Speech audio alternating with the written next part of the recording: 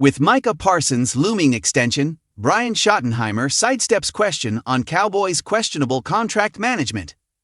Brian Schottenheimer will be inheriting a couple big money contracts, each beginning in 2025 and lasting 4 years, as the Dallas Cowboys' new coach.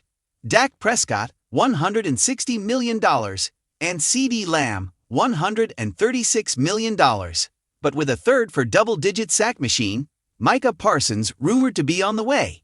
He doesn't want to acknowledge whether it will be a bad move or not.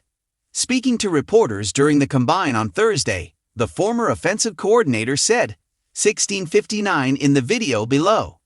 The business of the NFL has become so big. And again, it's a two-way street. There's negotiations, and sometimes those negotiations take time. So, it's our job to focus on the guys that are there. It's part of the business. We're always going to start with our guys. We know them, right? We've got history with them. We've developed them. We understand their strengths, their weaknesses, what they bring to the table from a culture standpoint. So again, it all depends on how things go. It's a very competitive business, a very competitive time of year. Another defensive personnel expected to be extended is tackle Osa Odighizuwa, about whom Schottenheimer talked about when he began his presser. Brian Schottenheimer discusses what he expects of partnership with new OC Clayton Adams. After Brian Schottenheimer's promotion, the Cowboys obviously needed someone to succeed him as offensive coordinator.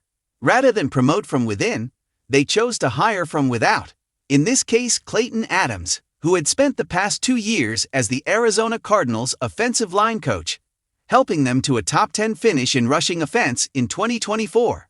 According to the new coach, it was his intent, a de-emphasis on hiring buddies, and instead, focusing on finding the right man for the job.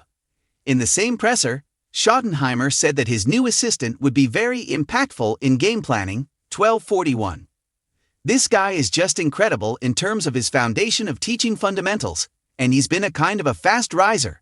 I remember meeting him a couple years ago in Indianapolis, and just walking away from the conversation, and being like, okay, that guy's different. He's a guy that I've been tracking, and if ever given the opportunity to be a head coach and being the play caller, a guy like this would complement me in some areas that I quite honestly need to be complimented. I'll be good for him because I did this for the last 2 years with Mike McCarthy, and I think we'll work very well together. The new league year begins on March 12th.